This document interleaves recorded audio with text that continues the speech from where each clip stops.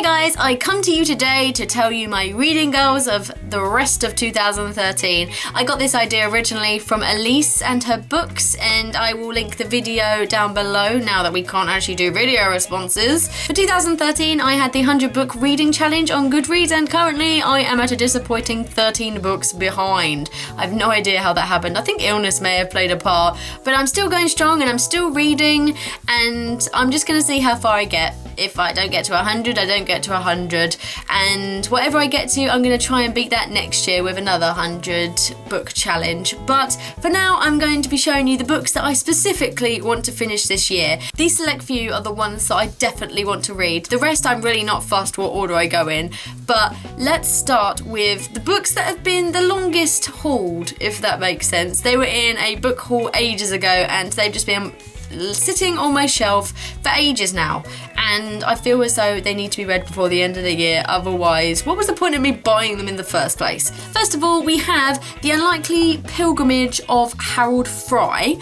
by Rachel Joyce. Now, I was initially put off reading this book after I bought it, after I'd read The 100-Year-Old Man Who Climbed Out of a Window and Disappeared, because they both have the same kind of premise in the way that an old man goes wandering off and goes through lots of adventures. So because of the fact that I read the other one first, I was a bit anxious to read this one in case it spoiled it, or in case it just didn't live up to the greatness of that other book. But I will read it, and I'm going to try not to compare, and I'm going to try and give it a blank slate so that my opinion is pure as such. Next is Geek Love by Catherine Dunn. Now, this one had the most interesting premise, and I was really looking forward to reading it, but I just haven't been in the mood to reading it, really. I don't know why I haven't picked it up. It's basically about a carnival family and all of the different things that they get up to, and I've heard it's really weird in the way that they do experiments on each other and things like that, so it sounded different to everything that I've normally read, and it really is something that I'm looking forward to reading. So I have absolutely no idea why I haven't read it before now, but it will definitely get but it will definitely get read before the end of the year. Next we have Hawthorne and Child by Keith Ridgway.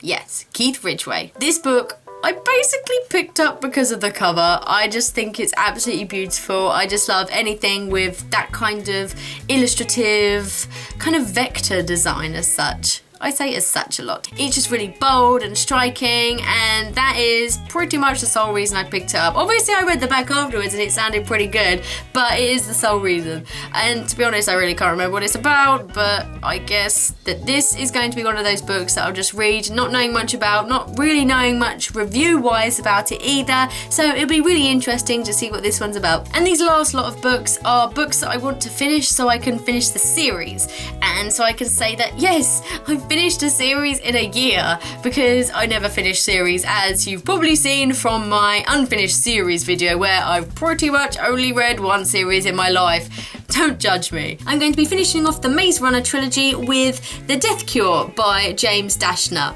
and I have really mixed feelings about this trilogy because it's good and it's not good.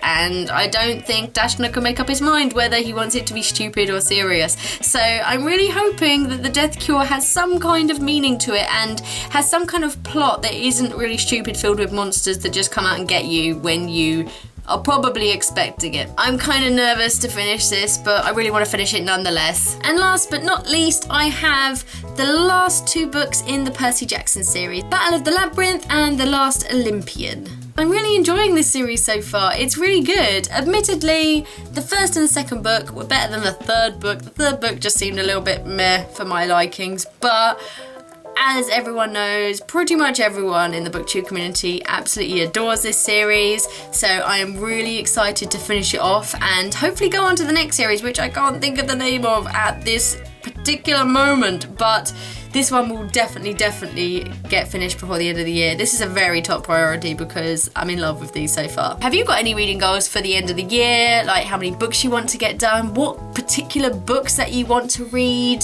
Let me know in the comments below, and I will speak to you in my next video. Bye bye!